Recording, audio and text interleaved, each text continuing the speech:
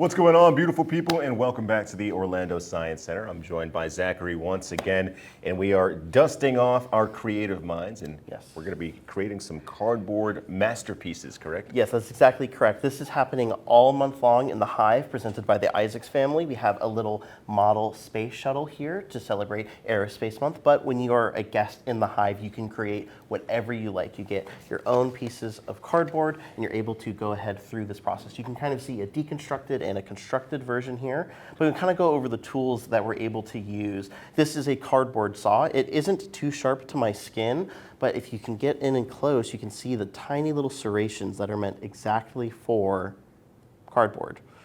And they're really, really good at cutting through cardboard. So if I take a solid piece, you'll be able to see. Oh, that slices through like butter. Butter, right? You're able to get really smooth, clean cuts, right? You're able to see how straight of an edge that is. That is what it's designed for. Of course, we have your classic hot glue gun. This is, of course, a Makerspace for ages 8 and up, so it does get very hot. The cardboard knives are a little sharp, so we want to keep it all nice and safe. But you can truly create anything that you can imagine just with simple cardboard and hot glue.